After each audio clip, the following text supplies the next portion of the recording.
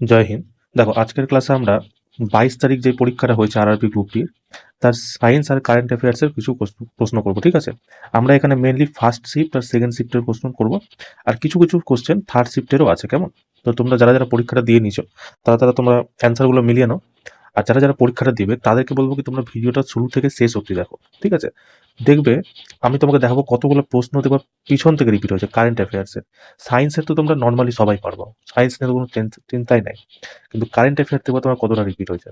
কেমন? তো চলো দেখো শুরু করা যাক। দেখো আজকে প্রথম প্রশ্ন যেটা এসেছিল, দেখো বলছে কি 2025 সালে মর্যাদাপূর্ণ পূর্ণ Laureus award sportsman of the year খেতাবে কে ভূষিত হয়েছেন? এই প্রশ্নটা না করেও 4 থেকে 5 বার এসছে, ঠিক আছে? আমি আমার জবে থেকে চ্যানেল শুরু করেছি, তারপর থেকে আমি আজকে নিয়ে 4 বার করালাম প্রশ্নটা। আর আমার চ্যানেল শুরু করার আগেও অলরেডি চলে এসছে। সঠিক অ্যান্সার কি তোমাদের মুখস্থ হয়ে যাবে, বা মন্টো ডুপ্লেন্টিস, ঠিক আছে? আচ্ছা, লরিয়াস অ্যাওয়ার্ডের যে যেদিন জয়ী ঘোষণা করা হয়েছিল, ডেট কি ছিল বলো তো? এটা তোমাকে আসতে পারে 21 এপ্রিল, 21 এপ্রিল 2025। কেমন? আর কি জিজ্ঞেস করতে পারে যে এটা মানে এই অ্যাওয়ার্ডটা হয়েছিল কোথায়? তোমরা মনে রাখবা এটা মাদ্রিদ হয়েছিল, ঠিক আছে? মাদ্রিদ। এই কোশ্চেনটা তো অলরেডি চলেই এসছে। কেমন? তো এই তোমার সঠিক অ্যান্সার কি আরমান্ডো মান্টো ডুপ্লেন্টিস, ঠিক আছে? চলো লরিয়াস অ্যাওয়ার্ড থেকে না কিছু কিছু পয়েন্ট তোমরা জেনে নাও, কারণ এইটা একটা হট টপিক হয়ে আছে এখন। প্রত্যেক দিন প্রত্যেকটা শিফটে এখান থেকে একটা না একটা কোশ্চেন আসছে, আর এটা তো মানে ফেভারিট হয়ে গেছে এই কোশ্চেনটা, প্রতি সেম কোশ্চেন দিচ্ছে। কেমন? তো চলো দেখে নাও।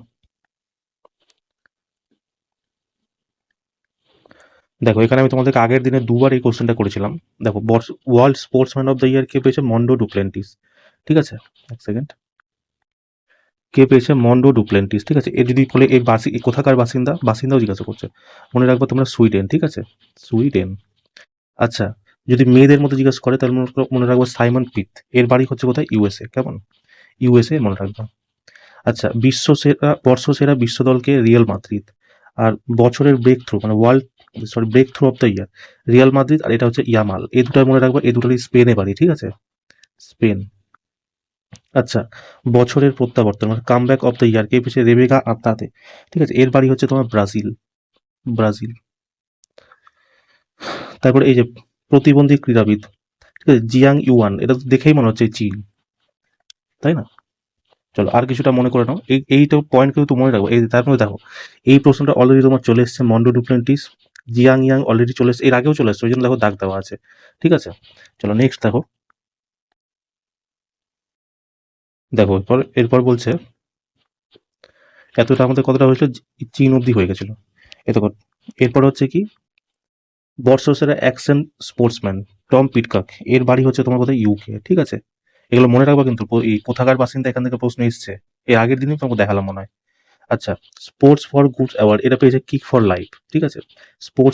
স্পোর্টিং আইকন অ্যাওয়ার্ড এটা পেয়েছে রাফেল নাদাল। এর বাড়ি কোথায়? এরও বাড়ি হচ্ছে স্পেন, ঠিক আছে? আর তারপরে lifetime achievement award Kelly Slater, এর বাড়ি কোথায়?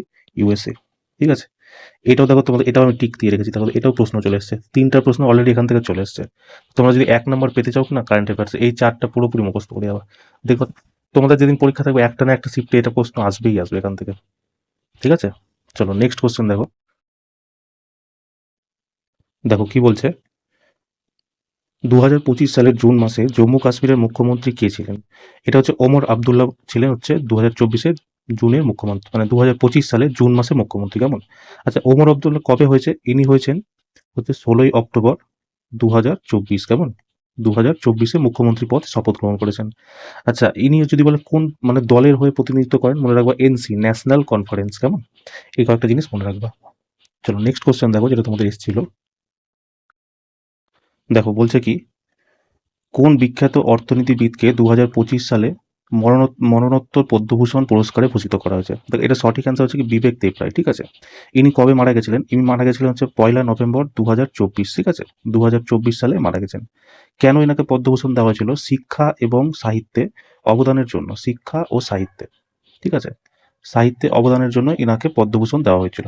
আচ্ছা, এই বছরে পদ্ম পুরস্কার কতজনকে দেওয়া হয়েছে বলতো? 139 জনকে দেওয়া হয়েছে, ঠিক আছে? তার মধ্যে 113 জনকে দেওয়া হয়েছে পদ্মশ্রী, 19 জনকে দিয়ে হয়েছে পদ্মভূষণ, আর 7 জনকে দেওয়া হয়েছে পদ্মবিভূষণ। কেমন? এই কটা পয়েন্ট তোমরা মনে রাখবা। চলো নেক্সট কোশ্চেন দেখো যেটা তোমাদের পরীক্ষাতে এসেছিল। দেখো কি বলছে, যদি কোনো বস্তুর উপর প্রয়োগকৃত বল 20 নিউটন হয় এবং বস্তুটির বলের দিকে 5 মিটার দূরে স্থানচ্যুত হয় তাহলে কার্য কত হবে? তো কার্যের একক কি হয়? ডাব্লিউ সমান সমান এফ এস কস থিটা। ঠিক আছে, প্রশ্ন যদি তোমাকে অ্যাঙ্গেল না দেওয়া থাকে তো কস থিটার মান তুমি 0 ডিগ্রি ধরে নেবা। ঠিক আছে, আর কস 0 ডিগ্রির মান কত হয়? 1। ঠিক আছে, গুণ করে দাও। এস আমাকে কত বলেছে? 5 মিটার। এস লিখে দাও 5 মিটার। আর কত এফ এর মান দিয়েছে কত? 20 নিউটন। তো 20 লিখে দাও। তো ডাব্লিউ সমান সমান এটা হয়ে গেল। তো কত হলো আমার? 20 দুগুণি 20 5 100। 100 জুল তোমার সঠিক অ্যান্সার। যারা যারা করে এসছো দুটো অ্যান্সার হয়ে গেছে, তাহলে একটা মেরে দাও। 100 জুল যারা যারা তোমরা করে এসছো একদম সঠিক আছে। ঠিক আছে, দেখো ওয়ার্কের সম্বন্ধে কিছু তোমরা জিনিস জেনে নাও। ওয়ার্ক হচ্ছে কি একটা স্কেলার রাশি। কেমন? ওয়ার্কের এসআই একক কি? এসআই একক হচ্ছে জুল। আর যদি সিজিএস একক জিজ্ঞেস করে তাহলে কি হয়ে যাবে? আর্গ। ঠিক আছে, আচ্ছা যদি তোমাকে জিজ্ঞেস করে 1 জুল সমান সমান কত আর্গ, তাহলে তোমরা বলতে পারো 10⁻7 আর্গ। ঠিক আছে, আর যদি তোমাকে জিজ্ঞেস করে 1 আর্গ সমান সমান কত জুল, তাহলে তোমরা বলতে পারো 10⁻⁻7 জুল। কেমন? এই কটা পয়েন্ট তোমরা মনে রেখো। চলো নেক্সট কোশ্চেন দেখো, যেটা তোমাদের পরীক্ষাতে এসেছিল। দেখো কি বলছে। বলছে কি, যদি কোনো বস্তু বিশ্রাম থেকে শুরু করে যার প্রাথমিক বেগ 0, বিশ্রাম থেকে শুরু করলে তো প্রাথমিক 0ই হবে, এবং 25 সেকেন্ডের মধ্যে 5 মিটার পার সেকেন্ড চূড়ান্ত বেগে পৌঁছে যায়, তাহলে তার ত্বরণ কি হবে? দেখো ত্বরণের ফর্মুলা কি? ত্বরণকে আমরা এ দিয়ে রিপ্রেজেন্ট করি। ত্বরণের ফর্মুলা হয় বেগ পরিবর্তনের দরকে আমরা ত্বরণ বলি। বেগ পরিবর্তন কি করে হবে? অন্তিম বেগ মানে চূড়ান্ত বেগ মাইনাস প্রারম্ভিক বেগ বাই সময়। ঠিক আছে, এটা হয়ে যাবে আমার ত্বরণের ফর্মুলা। তো এবার তুমি এখানে লিখে দাও, ভি আমাকে দিয়ে দিয়েছে দেখো 5 মিটার প্রতি সেকেন্ড, তো 5 এখানে হয়ে গেল। ইউ আমাকে দিয়ে দিয়েছে দেখো প্রারম্ভিক বেগ 0, তো আমি 0 করে দিলাম। আর টি আমাকে দিয়ে দেখো 25 সেকেন্ড। এবার এটাকে কাটো, 5 থেকে 0 বাদ দিলে 5, 5 5 25, মানে উপরে থাকছে আমার 1, নিচে থাকছে 5। এটাকে যদি আমি ফ্র্যাকশনে পরিবর্তন করি কি হবে? দশমিক নিয়ে 0 নিব, তাই তো? আর 5 দুগুণই 10, মানে 0.2 আমার চলে আসছে। দেখো অপশন নাম্বার বি তে তোমার 0.2 দেওয়া আছে, তাই তো? এই প্রশ্নটা যারা তোমরা 0.2 করে এসছো একদম তোমাদের ঠিক আছে। কেমন? চলো আমি তোমার কাছে 2 মিনিট সময় নিচ্ছি। ঠিক আছে, একজন স্টুডেন্ট আমাকে কমেন্ট করেছিল যে একটা তোমাদের পরীক্ষাতে গ্রাফের একটা প্রশ্ন আসছে। ঠিক আছে, তো সেটা একবার বুঝিয়ে দিতে আমাকে বলেছিল, তো আমি তো আরেকবার চেষ্টা করছি তোমাকে বোঝানোর। দেখো কি হয়, যখন গ্রাফ দেখানো হয় কি না, তখন দুটো লাইন টানা হয়, একটা হচ্ছে এরকম সোজা আর একটা এরকম শুয়ে থাকা লাইন। ঠিক আছে, এই উপরের লাইনটাকে আমরা বলি ওয়াই এক্সিস, আর এই শুয়ে থাকা লাইনটাকে বলি আমরা এক্স এক্সিস। ঠিক আছে, এইখানে সবসময় সময়কে লেখা হয়। ঠিক আছে, সময়কে লেখা হয়। এখানে তোমার বেগ দিতে পারে, দূরত্ব দিতে পারে, যা ইচ্ছা দিতে পারে। বেশিরভাগ মানে পরীক্ষাতে এখন পর্যন্ত বেগ নিয়েই এসছে, তো আমি তোমাকে বেগ নিয়েই বলছি। ঠিক আছে, এখানে বেগ মানে এই লাইনটাকে আমরা বেগ ধরে নিচ্ছি, এই লাইনটাকে আমরা সময় ধরে নিচ্ছি। কেমন? এবার দেখো কি হয়, বেগ পরিবর্তনের দরকে কি বলা হয়? ত্বরণ। তার মানে কি এখানে এই জায়গাটাতে যেই রেজাল্টটা আসবে সেটা কি হয়ে যাবে? ত্বরণ হয়ে যাবে। এবার তোমাকে দেখো ত্বরণ কিভাবে দেখানো হয়। যখন এই কোণা থেকে একটা মানে লম্বা সরল রেখায় দাগ টানা হয়, ঠিক আছে, এর মানে হচ্ছে ত্বরণের মান এক সমান। ত্বরণ মানে এক সমান ভাবে চলছে। ঠিক আছে, যদি এরকম একটা বাঁক নিয়ে যদি উপরের দিকে লাইন এভাবে টানা হয়, এর মানে হচ্ছে ত্বরণের মান বৃদ্ধি পাচ্ছে। ঠিক আছে, যদি এরকম বাঁক নিয়ে নিচের দিকে করা হয়, এর মানে হচ্ছে ত্বরণের মান কমে যাচ্ছে। আরেকটা কন্ডিশন হয়, এই বেগ বরাবর মানে ওয়াই এক্সিস বরাবর একটা এরকম সোজা দাগ টেনে নয়, বেগের লাইন বরাবর। এই ক্ষেত্রে কি হচ্ছে, তোমার বেগ তোমার এক সমান হয়ে যাচ্ছে, সেক্ষেত্রে কি হচ্ছে, ত্বরণের মান তোমার শূন্য হয়ে যাচ্ছে। কেমন? এখানে একটা কন্ডিশন ধরা হয়, বলা হয় কি সময়কে এরকম, এই দাগটা হচ্ছে স্থির অবস্থা। ঠিক আছে, বা এক সমান অবস্থা। মানে তুমি ধরো এই যে এই লাইনটা আর এই লাইনটা, এটা হচ্ছে এক সমান অবস্থা। আর দেখো সময় কি এক সমান থাকে কখনো? সময় চেঞ্জেবল, তার মানে এই একটা অসম্ভব অবস্থা হয়ে গেল। তাহলে এখান থেকে আমরা কটা কন্ডিশন পেলাম? 5টা। প্রথমটা কি, একটা সরল রেখায় চলে গেল, তো এটা হচ্ছে এক সমান ত্বরণ। এই বাঁক নিয়ে উপরে উঠলো, এটাকে বলে সময় বৃদ্ধি হলো, মানে ত্বরণ বৃদ্ধি হলো। এই বাঁক নিয়ে নিচে নামে, এটাকে বলে ত্বরণ কমে গেল। এই লাইনটাকে বলে এক সমান বেগ। এক সমান বেগ থাকলে কি হয়? ত্বরণের মান শূন্য হয়ে যায়। ঠিক আছে, এবার দেখো তোমাকে প্রশ্ন কেমন পরীক্ষাতে আসে। দেখো তোমাকে বলবে কি, যেটা প্রথম একদিন পরীক্ষাতে এসেছিল যে ওয়াই এক্সিসের এরকম একটা লম্বা লাইন টানা আছে যেটা এক্স এক্সিসের সমান্তর। এর মানে কি বোঝাচ্ছে? এর মানে তোমাকে অপশনে দেওয়া থাকবে শূন্য ত্বরণ। ঠিক আছে, যেটা তোমার পরীক্ষাতে এসেছিল। দ্বিতীয় তোমাকে জিজ্ঞেস করবে যে এরকম একটা সরল রেখায় দাগ চলে, বেগ সময় গ্রাফে একটা লাইন সরল রেখায় আছে, তো এটাকে তোমার কি প্রদর্শিত করে? এটা কি বললাম, ত্বরণ হচ্ছে এক সমান। ঠিক আছে, এখানে বেগ এক সমান, এখানে ত্বরণ এক সমান। অনেক সময় জিজ্ঞাসা করবে যে বেগ সময় গ্রাফে বক্রাকার সরল মানে পথ কি দেখায়, তো এখানে তোমাকে দিতে পারে হয় ত্বরণ বাড়ছে বা ত্বরণ কমছে, দুটোর মধ্যে যে কোনো একটা দেওয়া থাকবে। ঠিক আছে, কিন্তু আপাতত পরীক্ষাতে ত্বরণ বাড়ছে বলেই অপশনে ছিল, ত্বরণ কমার ব্যাপারটা এখন আসেনি। যদি আসে তো ত্বরণ কমার ব্যাপারটাও হবে। আর দুটো অপশন কখনো একসাথে আসবে না। ঠিক আছে, যে কোনো একটা আসবে। বুঝতে পারলাম কি বললাম? তো তোমরা এই যদি বুঝতে না পারো আরেকবার ভিডিওটা রিভাইজ করে আবার দেখবা, ঠিক আছে? তারপরেও যদি বুঝতে না পারো তুমি আমাকে অবশ্যই কমেন্টে জানিও, আমি পরের বার আবার চেষ্টা করবো তোমাকে বোঝাতে পারি, কেমন? চলো নেক্সট কোশ্চেন দেখো, যেটা তোমাদের পরীক্ষাতে এসেছিল। দেখো কি বলছে, কোনো পদার্থের সাথে পাতলা হাইড্রোক্লোরিক অ্যাসিডের বিক্রিয়ায় হাইড্রোজেন গ্যাস নির্গত হয়। কোন পদার্থে? যেমন তো এখানে তো বলেই দিয়েছে কোন ধাতু। এই তিনটার মধ্যে তোমাকে ধাতু কোনটা লাগছে? একমাত্র 10টাই আছে তোমার ধাতু, বাকি তো কোনো। আর এরকম সেম এই অপশন দেওয়া ছিল, CO2, GN, HE R O2, ঠিক আছে? তোমরা যারা যারা পরীক্ষা দিচ্ছ তারা তো ভালোই জানবা। এখানে যখন বলেই দিচ্ছে ধাতু, তো তোমার জিঙ্ক ছাড়া আর কিছু হবে? তাই। আচ্ছা, এটা যদি তুমি জানতে চাও কি হয়, দেখো যখন জিঙ্ক, ঠিক আছে, জিঙ্ক আমি ধরে নিলাম যখন কি HCl এর সাথে অভিক্রিয়া করছে, বলেছে পাতলা HCl মানে যেটা তরল পদার্থ, মানে তরলতা বেশি থাকবে, যখন অভিক্রিয়া করবে তখন কি হবে দেখো, এই জিঙ্ক যে আছে এই হাইড্রোজেনকে ভাগিয়ে ক্লোরিনকে নিজের দিকে টেনে নিবে, ঠিক আছে? তো কি তৈরি হবে? জিঙ্ক, জিঙ্ক ক্লোরাইড তৈরি হবে। প্লাস কি হবে, যেহেতু হাইড্রোজেনকে ভাগিয়ে দিল, হাইড্রোজেন এখন একা হয়ে গেল, তাই না? এবার এইটাকে ব্যালেন্স করার জন্য এখানে 2 লাগিয়ে দাও, তাহলে এখানে কি হবে, Cl2 হয়ে যাবে, এখানে H2 হয়ে যাবে। এই ব্যালেন্সিং এর ব্যাপারটা আমি তোমাকে পরের কোনো ভিডিওতে বুঝিয়ে দেবো, ঠিক আছে? আপাতত তুমি বুঝতে পারছো জিঙ্ক কি বলেছে, একদম কোশ্চেনের সাথে যাও। বলেছে কি জিঙ্ক কোনো পদার্থের সাথে পাতলা হাইড্রোক্লোরিক অ্যাসিড। এখানে দেখো পাতলা জিঙ্ক একমাত্র মেটাল আছে, ধাতু, তাই তো? তো এখানে কি জিঙ্কের সাথে আমি হাইড্রোক্লোরিক অ্যাসিডের অভিক্রিয়া করালাম, তো কি হবে, জিঙ্ক এই হাইড্রোজেনকে ভাগিয়ে দিল, ভাগিয়ে ক্লোরিনকে কি নিজের দিকে টেনে নিল, টেনে জিঙ্ক ক্লোরাইড তৈরি করলো। আর হাইড্রোজেনকে ভাগালো, তখন হাইড্রোজেন কি আলাদা হয়ে দুঃখ পেয়ে গেল, আলাদা হয়ে গেল, হাইড্রোজেন গ্যাস তৈরি হয়ে গেল, ঠিক আছে? চলো। আর কার্বন ডাই অক্সাইড কি হয় দেখো, carbon die oxide green house এফেক্টের মানে জন্য দায়ী, গ্রিন হাউস এফেক্টের জন্য দায়ী। হিলিয়াম কি হয়, যখন ডুবুরিরা সমুদ্রের অনেক গভীরে যায় কিনা, তখন অক্সিজেনের সাথে হিলিয়ামের মানে মিশ্রণ, হিলিয়ামের মিশিয়ে সিলিন্ডারের মধ্যে ভরে নিয়ে যায়, ঠিক আছে, যখন গভীরে যায়। আর যখন কাছাকাছি যায় তখন মানে বেশি গভীরে যায় না, তখন কি হয়, অক্সিজেনের সাথে নাইট্রোজেন গ্যাস মিশিয়ে মানে সিলিন্ডারে ভরে নিয়ে যায়, কেমন? অক্সিজেন কি করে, অক্সিজেন কোনো কিছুকে জ্বলতে সাহায্য করে, জ্বলতে সাহায্য, যখনই তোমাকে বলতে পারে বায়ুর উপস্থিতিতে কোনো কিছু জ্বলছে, তার মানে তুমি বুঝে নেবো সেখানে অক্সিজেনের কথাই বলেছে। এবার এটাকে সোজাসুজি তো এরা বলবে না, ঘুরিয়ে বলবে, ঠিক আছে? তো এই কিছু কিছু পয়েন্ট তোমরা মনে রাখবা। চলো নেক্সট কোশ্চেন দেখো, যেটা তোমাদের এসেছিল। দেখো বলছে কি, নিচের কোনটি ম্যাক্রো নিউট্রিয়েন্ট, ঠিক আছে? দেখো দু রকম নিউট্রিয়েন্ট হয়, একটা ম্যাক্রো একটা মাইক্রো, ঠিক আছে? ম্যাক্রো আর হচ্ছে মাইক্রো। দেখো ম্যাক্রো নিউট্রিয়েন্ট কি, যেটা হচ্ছে শরীরে প্রতিদিন 10 গ্রামের বেশি প্রয়োজন পড়ে, ঠিক আছে? আর মাইক্রো নিউট্রিয়েন্ট কি হয়, 10 গ্রামের কম প্রয়োজন পড়ে। ম্যাক্রো নিউট্রিয়েন্ট কি বলতে পারো, তুমি বলতে পারো ক্যালসিয়াম, ঠিক আছে, পটাশিয়াম, তারপর ম্যাগনেসিয়াম, ঠিক আছে, কার্বন, হাইড্রোজেন, অক্সিজেন, এগুলো হচ্ছে কি ম্যাক্রো নিউট্রিয়েন্টস। আর মাইক্রো নিউট্রিয়েন্টস কি, লোহা, তামা, নিকেল, জিঙ্ক, তারপর হচ্ছে মালবেডিয়াম, বোরন, এগুলো হচ্ছে সব কি মাইক্রো নিউট্রিয়েন্টস। এবার দেখো অপশানে কি কি আছে, ম্যাক্রো জিজ্ঞেস করছে, লোহা হবে না, জিঙ্ক হবে না, শুধু পটাশিয়াম তোমার সলিড অ্যান্সার, ঠিক আছে? চলো নেক্সট কোশ্চেন দেখো, যেটা তোমাদের এসেছিল। দেখো কি বলছে, হাইপারমেট্রোপিয়া রোগে আক্রান্ত ব্যক্তির দৃষ্টি সংশোধনের জন্য নিচের কোন লেন্স ব্যবহার করা উচিত? দেখো দুটো হয়, একটা হচ্ছে দূরদৃষ্টি রোগ, যাকে হাইপারমেট্রোপিয়া বলে, একটা বলে নিকট দৃষ্টি রোগ, যাকে বাংলাতে অদূর দৃষ্টি দোষও বলা হয়, ঠিক আছে? আমি দূরের বদলে নিকট লিখছি।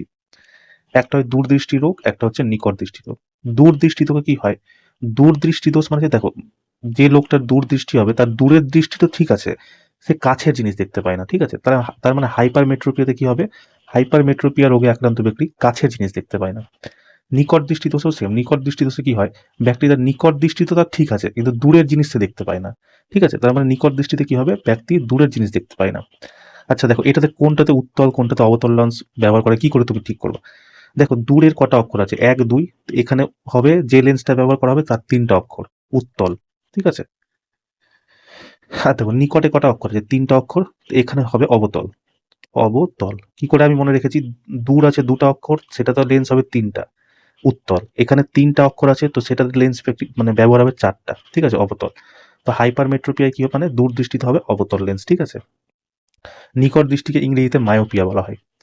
আচ্ছা নলাকার লেন্স কোথায় ব্যবহার করা হয়, নলাকার লেন্স মানে কি, যখন ব্যক্তি এটাকে মানে বাংলাতে অবিন্দুকতা বলে, ঠিক আছে, অ্যাস্টেগমেটিজম বলা হয়। এটাতে কি হয়, কোনো ব্যক্তি দাঁড়িয়ে থাকা আর শুয়ে থাকা এই দুটো রেখার মধ্যে না তফাৎ করতে পারে না, দুটোকেই ওর বাঁকা মনে হয় দেখে, সেই ক্ষেত্রে তোমাকে নলাকার লেন্স পড়তে হবে, বাইফোকাল লেন্সে কি হয়, এখানে ব্যক্তি না দূরের জিনিস দেখতে পায় না কাছের জিনিস দেখতে পায়। তো এই জন্য কি হয়, যে চশমাটা ওকে পরানো হয় সেই চশমাটা বাইফোকাল হয়, মানে উপরে থাকে কি অবতল, নিচে থাকে উত্তল। কেমন?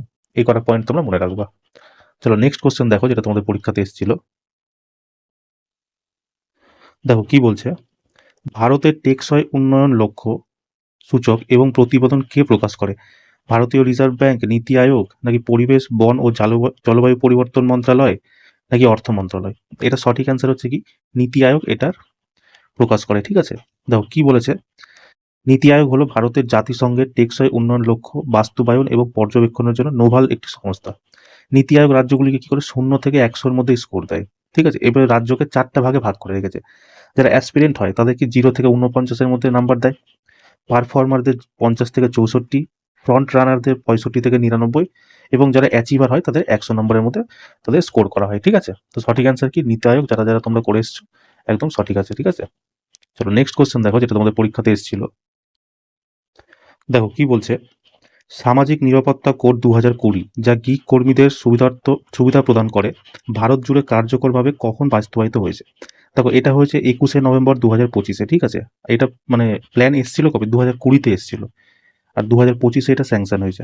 আচ্ছা, গিগ কর্মী কাদের বলে জানো? গিগ কর্মী হচ্ছে তারাই যারা ধরো একটা অস্থায়ী কাজ করছে। ঠিক আছে, অস্থায়ী কাজ করার সাথে সাথে আর একটা সাইড বিজনেসও করছে।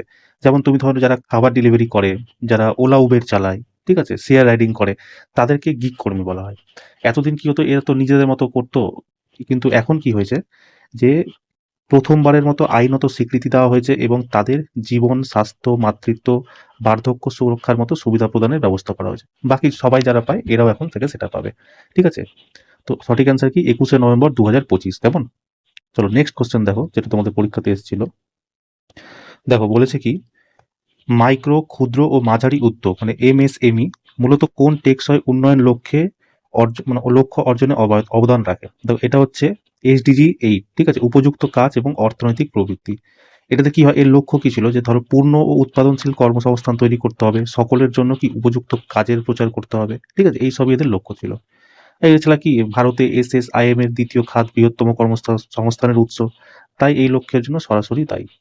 ঠিক আছে, মানে মেনলি কি, তোমাকে কাজের প্রচার মানে তোমাকে ফিনান্সিয়ালি তোমাকে সাকসেস করানোর একটা চেষ্টা, বুঝলো তো, এটাই হচ্ছে এর কাজ। চলো নেক্সট দেখো, যেটা তোমাদের পরীক্ষাতে এসেছিল। দেখো বলছে কি, যদি একটি পরিবাহী তারকে তার দৈর্ঘ্য দ্বিগুণ প্রসারিত করা হয় তাহলে প্রাথমিক রোধের তুলনায় তারের নতুন রোধ কত হবে? দেখো যখন কোনো তারকে ধরো এক্স গুণ করা হলো, ঠিক আছে, কোনো তারকে এক্স গুণ করা হলো, তাহলে তার রোধ কি হবে, সেটাও এক্স গুণ হয়ে যাবে। কিন্তু কোনো তারকে যদি টেনে এক্স গুণ করা হয়, ঠিক আছে, টেনে ধরো টেনে এক্স গুণ করা হলো, তাহলে তার প্রতিরোধ কি হয়ে যাবে, এক্স স্কোয়ার গুণ হয়ে যাবে। আর এখানে কি বলেছে, টেনে মানে কি, প্রসারিত করে, প্রসারিত করে বলেছে। তো আমাকে জানতে চাইছে কোথায়, সেকেন্ডেরটা জানতে চেয়েছে। তো কি বলেছে, যদি 2 গুণ প্রসারিত হয়, টেনে যদি আমাকে 2 গুণ প্রসারিত করে তাহলে প্রতিরোধ কত হবে, 2 এর স্কোয়ার হয়ে যাবে। 2 এর স্কোয়ার কত হয়, 4 গুণ। তাই তো, সঠিক আনসার তোমার 4 বার। তো যারা যারা করে এসছো একদম ঠিক আছে। চলো নেক্সট কোশ্চেন দেখো, যেটা তোমাদের পরীক্ষাতে এসেছিল। দেখো কি বলছে, কার্বন পরমাণু কেন প্রধানত সমযোজী বন্ধন গঠন করে? ঠিক আছে, দেখো কেন গঠন করে, কার্বন, দেখো কার্বন কি হয়, কার্বনের মানে প্রোটন সংখ্যা কত, 6, আর উপরে হচ্ছে 12। এই 6 কি, এটা প্রোটন সংখ্যাও হতে পারে, এটা ইলেকট্রন সংখ্যাও হতে পারে। কিন্তু যেহেতু ইলেকট্রন সংখ্যা তত্ত্বের মধ্যে বাড়তে কমতে থাকে, তাই আমরা ইলেকট্রন সংখ্যাকে পারমাণবিক সংখ্যা ধরি না, আমরা পারমাণবিক সংখ্যা কাকে ধরি, প্রোটন সংখ্যাকে, মানে এটা ফিক্স থাকে। ঠিক আছে, তো দেখো কার্বনের কি হয়, 6 হয়। এবার তোমরা যারা ইলেকট্রনিক্স বিন্যাস করতে জানো তারা জানো যে এটা 2 আর 4 হবে, তাই তো। কি করে হবে দেখো, এই হচ্ছে ধরো একটা, আমরা কি জানি একটা কক্ষ কত রকমের হয়, কে, এল, এম, এন, ও, এরকম কক্ষের সংখ্যা, এগুলোর নাম আছে। প্রথম কে তে কটা ইলেকট্রন থাকতে পারে, 2টা, তারপর এটাতে 8টা, তারপর এটাতে 8টা, তারপর এটাতে 18টা, তারপর এটাতে 32টা, এইভাবে ইলেকট্রন ভাগ করা থাকে। তার মানে কি, প্রথম সেলে সবসময় 2টো থাকবে, 2টোর বেশি হতে হবে না, 2টোর কম হতে পারে, কিন্তু 2টোর বেশি হবে না। দ্বিতীয় সেলে কি আমার 8টা হবে, 8টার কম হতে পারে কিন্তু 8টার বেশি হবে না। ঠিক আছে, কিন্তু কোনো তত্ত্ব কি চায়, যে সে তার নিজের, এটা তো এটা এর যেমন কি 2টো সেলেই কমপ্লিট হয়ে যাবে। ধরো এখানে কার্বন আছে, তাই তো, এর যদি ইলেকট্রন ভাগ করতে হয় তো প্রথম সেলে 2টো থেকে 2টো হয়ে যাবে, পরেরটাতে 8টা দরকার, কিন্তু এখানে থাকবে কটা? তো 4টা। তো 4টা এখানে যখন থাকবে তখন কি স্টেবল হতে পারবে না। এবার স্টেবল হওয়ার জন্য কি একে 8টা করতে হবে। তার মানে কি হয় একে 4টা জোগাড় করতে হবে, নাহলে নিজের 4টা কাউকে দিয়ে দিতে হবে। নিজের 4টাও যদি দিয়ে দেয় তাহলে এর কি লাস্ট কক্ষে 2টা থাকবে। এটা যদি বাদ হয়ে যায় তো শুধু লাস্ট কক্ষে কি 2টোই থাকবে। তো 2টো থাকলে কি স্টেবল হয়ে যাবে। এবার এখানে কন্ডিশন কি হচ্ছে, ধরো কার্বন 4টা ইলেকট্রন কাউকে দিয়ে দিল, ঠিক আছে। এবার যে 4টা ইলেকট্রন যে ওকে দিবে এর জন্য না একে প্রচুর শক্তি খরচ করতে হবে, যেটা কি কার্বনের পক্ষে সম্ভব না। তার মানে কি এই 4টা ইলেকট্রন কাউকে দিতে পারবে না, একটা কথা। এবার ধরো এই কি করতে পারে, কার্বন ভাবলো কি কারো কাছ থেকে আমি 4টা ইলেকট্রন নিব। এবার ধরো 4টা ইলেকট্রন যদি হয়, অলরেডি কটা ছিল, 2 4 6টা ইলেকট্রন তো ছিলই, প্লাস আরো 4টা নিয়ে নিল। তো কটা হলো, 10টা ইলেকট্রন হয়ে গেল। এবার কন্ডিশন এটা হচ্ছে কি, যে একটা কার্বনের হচ্ছে প্রোটন সংখ্যা 6, ইলেকট্রনের কাছে হয়ে গেল 10। তো মানে কি এর না একে সামলাতে প্রবলেম হয়ে যাবে, ঠিক আছে। এর অভ্যাস আছে 6টা ইলেকট্রন নিয়ে আমি কাজ করতে পারি, হঠাৎ করে 10টা চলে এলো, এই সামলাতে পারবে না, আনব্যালেন্স হয়ে যাবে। তার মানে কি এ না নিতে পারবে না দিতে পারবে। তো এখন উপায় কি থাকলো, কার্বন তখন বলবে যে ঠিক আছে আমি নিতেও পারবো না দিতেও পারবো না, তো চল ভাই আমরা পার্টনারশিপ করে নিই। কাউকে বলবে তুই আমার সাথে পার্টনারশিপ করে নে, যখন তোর দরকার লাগবে তুই নিয়ে নিবি, যখন আমার দরকার লাগবে আমি নিয়ে নেবো, ঠিক আছে। এই কন্ডিশন নিয়ে করে। তো এই কন্ডিশন নিয়ে করার সময় তুমি দেখো কি হয়, কার্বন অক্সিজেনের সাথে অভিক্রিয়া করে কি বানায়, CO2, কার্বন ডাই অক্সাইড।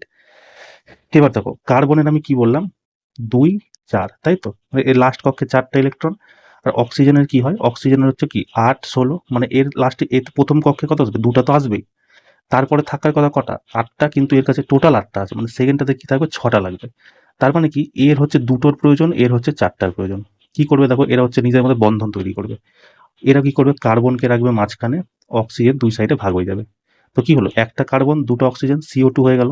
এবার দেখো এর শেষের কক্ষে কটা আছে, 4টা ইলেকট্রন আছে। তার মানে 4টাকে আমি 2 সাইডে দুটো দুটো করে লিখে দিই। এবার তুমি এটাকে যে কোনো ভাবে লিখতে পারো, কিন্তু একটু দেখতে ভালো লাগবে তাই আমি এভাবে লিখলাম, কেমন। এর 4টা ইলেকট্রন আমি দুই পাশে দুটো লিখে দিলাম। অক্সিজেনের দেখো 6টা আছে, তো অক্সিজেন আমি একটা দুটো এখানে লিখলাম, দুটো আমি এখানে লিখলাম, 4টা হয়ে গেল। 5টা আমি এখানে লিখলাম, 6 নাম্বার আমি এখানে লিখলাম।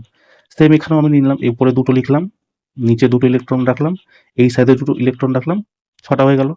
এবার দেখো এদের মধ্যে বন্ধন কি হবে, কার্বনের করা দরকার, 6টা আছে এর দুটো লাগবে। তো এই কি করবে, ইলেকট্রনের সাথে মানে কার্বনের সাথে না দুটো পার্টনারশিপে ভাগ করে নিবে, এখান থেকে দুটো এ নিয়ে নিবে, এখান থেকে দুটো এ নিয়ে নিবে, ঠিক আছে। নিয়ে নিয়ে হচ্ছে কি এদের মধ্যে বন্ধন তৈরি করে নেবে। এবার যখন কার্বনেরও দরকার পড়বে তখন কার্বন কি করবে, এর কাছ থেকে দুটো নিয়ে নেবে, এর কাছ থেকে দুটো নিয়ে নেবে, নিয়ে এও ফুলফিল হয়ে গেল, এও ফুলফিল হয়ে গেল, এও ফুলফিল হয়ে গেল, তিনজনা ফুলফিল হয়ে গেল। এই যে পার্টনারশিপে তৈরি হলো এটাকেই বলা হয় কোভ্যালেন্ট বন্ড, ঠিক আছে। কোভ্যালেন্ট বন্ড, কোভ্যালেন্ট বন্ড, বুঝতে পারলে। এবার চলো প্রশ্নে দেখো তোমার কি বলছে। বলছে কার্বন পরমাণু কেন সমযোজী বন্ধন তৈরি করে, বুঝতে পারলো তো কেন সমযোজী বন্ধন তৈরি করে, মানে কোভ্যালেন্ট বন্ড কেন তৈরি করে। কারণ কার্বন একটি ধাতু, এটা তো বাদ হয়ে গেল প্রথমেই। কার্বন কি বলছে, 4টি ইলেকট্রন হারিয়ে C++ ক্যাটায়ন তৈরি করে, একদমই না। বলছে 4টা ইলেকট্রন অর্জন করে অ্যানায়ন তৈরি করে, এটাও না। বলছে যেহেতু 4টি ইলেকট্রন হারানো বা অর্জন করা শক্তির দিক থেকে কঠিন, তাই এটি তারা ভাগ করে নেয়, হ্যাঁ এটা হচ্ছে তারা ভাগাভাগি করে নেয়। সেই জন্যই কোভ্যালেন্ট বন্ড, কোভ্যালেন্ট বন্ডের কাজই হচ্ছে ভাগ করে নেওয়া, পার্টনারশিপে কাজ করা, বুঝলে তো। তো সঠিক অ্যান্সার তোমার কি হয়ে যাবে, অপশন নাম্বার ডি হয়ে যাবে তোমার সঠিক অ্যান্সার, কেমন। তো তুমি জানি না এটা তোমরা বুঝতে পারলা কিনা, তো তোমরা যদি বুঝতে পেরে যাও তো আমাকে এটা অবশ্যই জানিও, ঠিক আছে। যদি বুঝতে পারো কিনা তাহলে তুমি 8 টাইপ করে দিও, তাহলে আমি ভাববো তোমরা বুঝে নিয়েছো, কেমন। চলো নেক্সট কোশ্চেন দেখো, আর যদি না বুঝতে পারো তাহলে 6 টাইপ করে দিও, ঠিক আছে। তাহলে আমি বুঝতে পারবো তোমরা বুঝতে পারোনি, আমি পরের ক্লাসে তোমাকে আবার বুঝিয়ে দিব, ঠিক আছে। চলো নেক্সট কোশ্চেন দেখো। দেখো কি বলছে, নিচের কোন টিস্যু মৃত কোষ দিয়ে তৈরি হয় এবং উদ্ভিদের কাঠামোকে দৃঢ়তা এবং যান্ত্রিক শক্তি প্রদান করে। এই কোশ্চেনটা তো আমি তোমাকে কতবার বলেছি। যান্ত্রিক দৃঢ়তা কে প্রমাণ করে, স্ক্যালেনকাইমা, তাই না। কিভাবে আমি তোমাকে মনে রাখতে বলেছিলাম, PCS, প্যারেনকাইমা, কোলেনকাইমা, স্ক্যালেনকাইমা। প্যারেনকাইমার কোষ কেমন হয়, সমান্তরাল কোষ হয়, ঠিক আছে। এর কোষের মানে এর কোষের কি মানে কি বলবো, সেল বলে কোনো রকম কোনো কিছু জমা থাকে না, ঠিক আছে। এ কি করে মানে উদ্ভিদের কি ভোজন সংগ্রহ করা যেসব ভাগ সেখানে থাকে, ঠিক আছে। প্যারেনকাইমারই একটা ভাগ হচ্ছে কি অ্যারেনকাইমা। এই অ্যারেনকাইমা কি করে, যে মানে উদ্ভিদকে জলে ভাসতে সাহায্য করে, যেমন কি তোমার কচুরিপানাকে জলে ভেসে থাকে কেন, এই অ্যারেনকাইমার কারণে। আর অ্যারেনকাইমা কি প্যারেনকাইমারই একটা ভাগ, ঠিক আছে।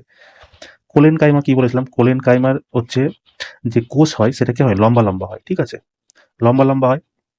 প্লাস কি হয়, এ কোলেনকাইমা গাছকে ফ্লেক্সিবিলিটি মানে ওই কি বলবো ইলাস্টিসিটি একে প্রদান করে, ঠিক আছে। কি বলো, ইলাস্টিসিটি প্রদান করে। আর কি করে, এ হচ্ছে বড় বড় গাছ যেগুলো তার মধ্যে থাকে না, ঠিক আছে। প্লাস এ গাছকে আন্তরিকভাবে রক্ষা করে, ঠিক আছে। যদি জিজ্ঞাসা করে আন্তরিকভাবে রক্ষা কে করে, কোলেন কাইমা। স্কেলেন কাইমাতে কি হয়, স্কেলেন কাইমা মৃত কোষ দিয়ে তৈরি হয়, মৃত কোষ দিয়ে তৈরি হয়। এ হচ্ছে উদ্ভিদকে মেকানিক্যাল এনার্জি মানে যান্ত্রিক শক্তি প্রদান করে, ঠিক আছে।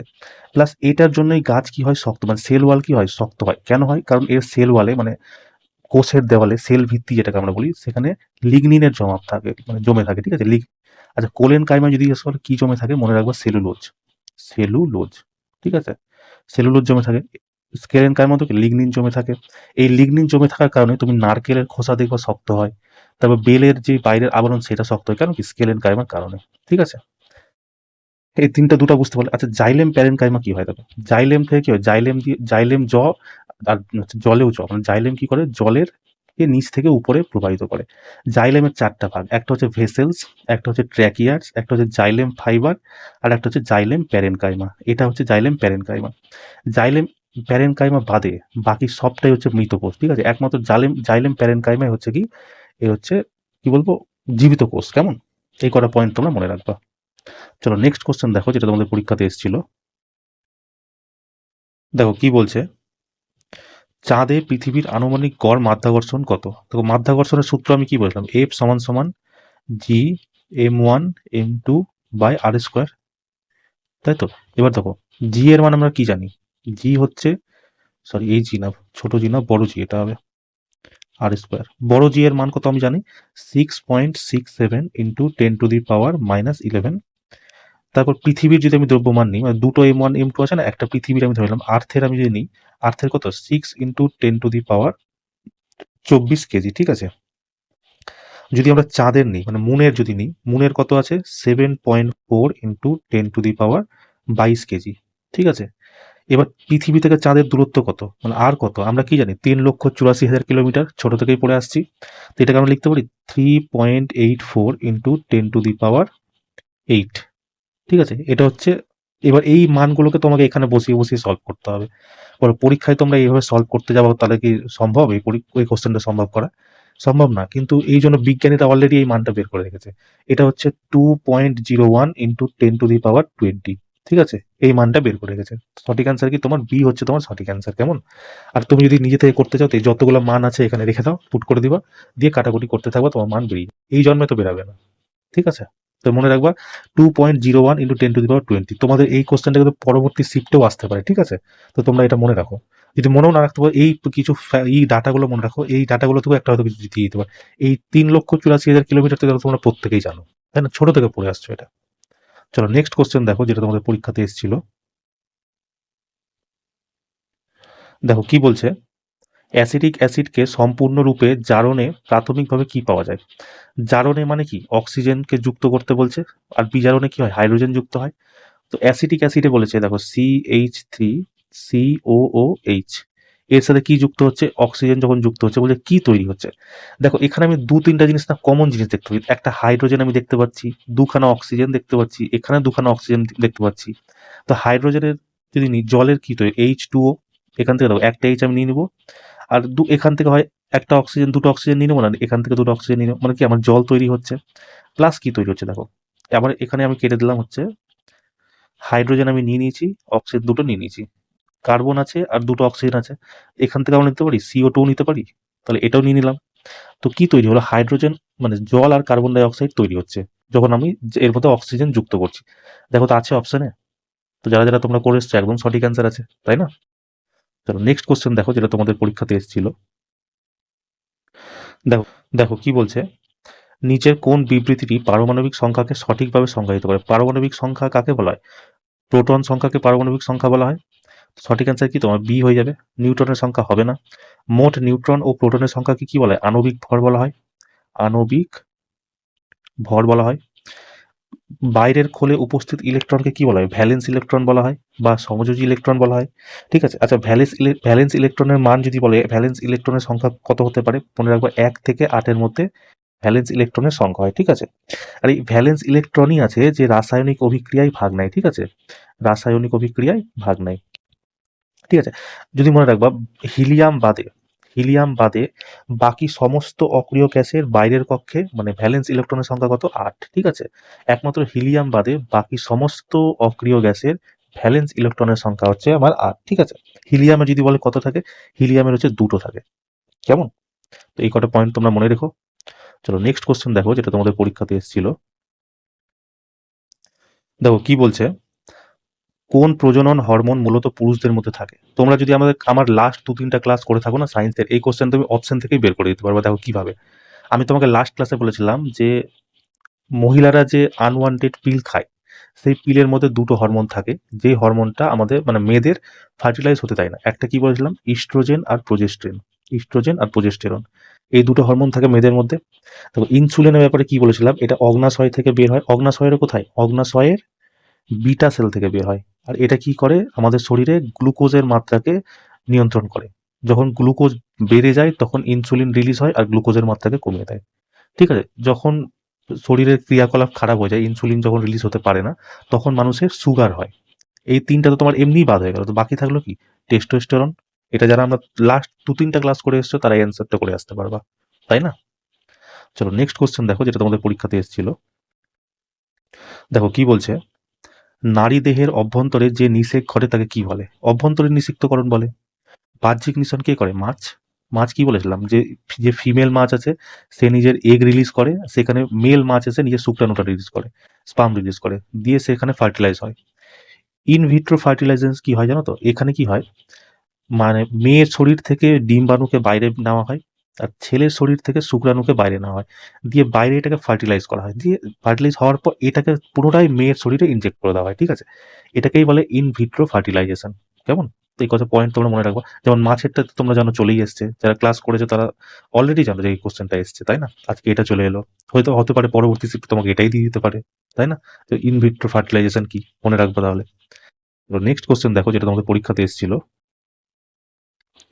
দেখো কি বলছে, 2025 সালের এপ্রিল মাসের পরিসংখ্যান ও কর্মসূচি বাস্তবায়ন মন্ত্রণালয় MOSPI কর্তৃক প্রকাশিত পর্যায়ক্রমিক শ্রম শক্তি জরিপ মানে PLFS প্রতিবেদন অনুসারে ভারতের বেকারত্বের হার কত ছিল?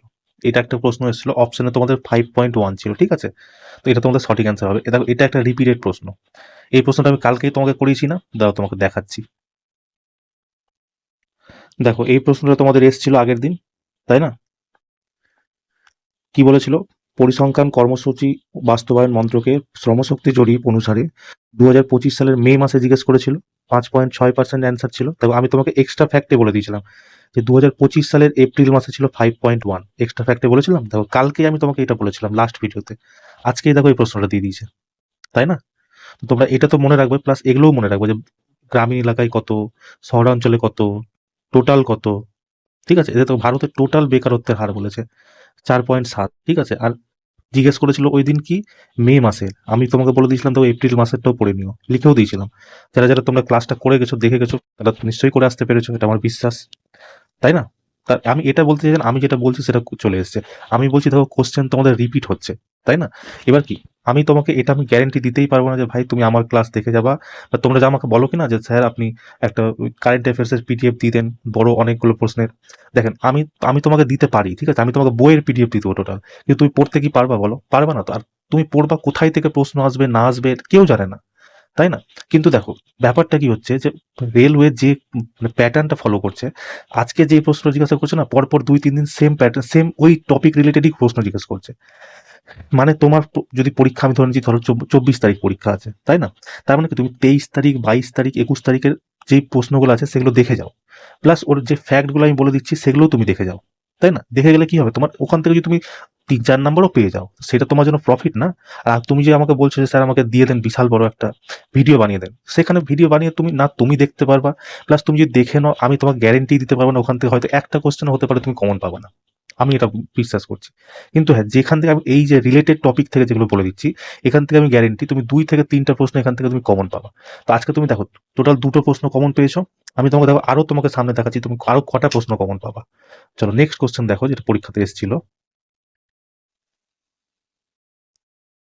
চলো এখানে একটু দেখে নাও কি কি লেখা আছে, একবার পড়ে নাও। যেমন ইসে কত ছিল, এপ্রিল মাসে 5.1 রেকর্ড করা হয়েছে, গ্রামীণ ক্ষেত্রে 4.5, শহরাঞ্চলে 6.5, যেখানে পুরুষদের কত 5.2, মহিলাদের 5%, এবং যুব বেকারত্বের হার 15 থেকে 29 বছরের মধ্যে 13.8%। ঠিক আছে, এই ফ্যাক্টগুলো তোমরা মনে রেখো। কেমন? চলো নেক্সট কোশ্চেন দেখো। দেখো বলছে কি, শরীরে থাইরক্সিন হরমোন নিঃসরণ বন্ধ হয়ে গেলে শরীরের উপর কি প্রভাব পড়বে? এটা বিপাকীয় কার্যকলাপ অনিয়ন্ত্রিত এবং ধীর হয়ে যাবে। ঠিক আছে, এই অপশনটা তোমাদের পরীক্ষাতে ছিল, যারা যারা করে এসছো একদম সঠিক অ্যান্সার আছে। ঠিক আছে, +1 তোমাদের। চলো নেক্সট কোশ্চেন দেখো, যেটা তোমাদের পরীক্ষাতে এসেছিল।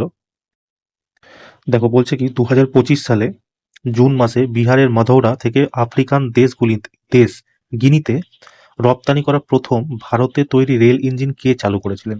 দেখো এই অপশনে তোমাদের প্রধানমন্ত্রী নরেন্দ্র মোদী দেওয়া ছিল, সেটাই তোমাদের সঠিক অ্যান্সার হয়ে যাবে। ঠিক আছে, তো কবে করেছিল এটা? জুন মাসে, মনে রাখবা। কেমন? চলো নেক্সট কোশ্চেন দেখো, যেটা তোমাদের পরীক্ষাতে এসেছিল।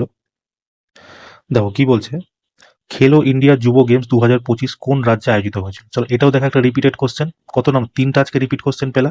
এটা কি বিহারে হয়েছিল? কি বলছে, খেলো ইন্ডিয়া যুব গেমসের বলেছিলাম সপ্তম সংস্করণ 2025 সালের 4 মে থেকে 15 মে অবধি অনুষ্ঠিত হয়েছিল, যা প্রথমবারে বিহারে আয়োজিত হয়েছিল। ঠিক আছে, চলো আমি তোমাকে দেখাচ্ছি এই প্রশ্নটা কেমন এসেছিল। দেখো এই প্রশ্নটা এসেছিল যে খেলো ইন্ডিয়া যুব গেমস 2025-এর সংস্করণ কোথায় অনুষ্ঠিত হয়েছিল, না কোন সংস্করণ অনুষ্ঠিত হয়েছিল? দেখো আমি বলে দিয়েছিলাম সপ্তম সংস্করণ অনুষ্ঠিত হয়েছিল। এক্সট্রা ফ্যাক্টরি আমি এটা বলেছিলাম যে আয়োজক কোথায় ছিল, পাটনা, মানে বিহার আয়োজক রাজ্য ছিল। টোটাল 27টা গেমস ছিল, তার মধ্যে দিল্লিতে 3টা হয়েছিল, বাকি 24টা বিহারে হয়েছিল। বিহারের কোথায় কোথায়? পাটনা, রাজগীর, গয়া, ভাগলপুর, বেগুসরাই, এইসব জায়গাতে হয়েছিল। মাস্কট কি ছিল? গজসিংহ, মানে হাতি এবং সিংহের সংমিশ্রণ। খেলাধুলা দেখো 27টা খেলা হয়েছিল, তার মধ্যে বললাম দিল্লিতে 3টা হয়েছিল। খেলাধুলা প্রদর্শনী হয়েছিল। ট্যাগলাইন কি ছিল? বিহারের সাথে খেলার রং। ঠিক আছে, দেখো এই সেম কি জিজ্ঞেস করেছিল, সংস্করণ জিজ্ঞেস করেছিলাম, এক্সট্রা যেগুলো বলেছিলাম সেখান থেকে দেখো আজকে আবার নতুন একটা প্রশ্ন এসেছে। তুমি কটা আজকে 3টা প্রশ্ন তুমি কমন পেলা, তাই না? এবার চলো আরো দেখাচ্ছি তোমার কত প্রশ্ন কমন এসছে। চলো নেক্সট কোশ্চেন দেখো, যেটা তোমাদের পরীক্ষাতে এসেছিল।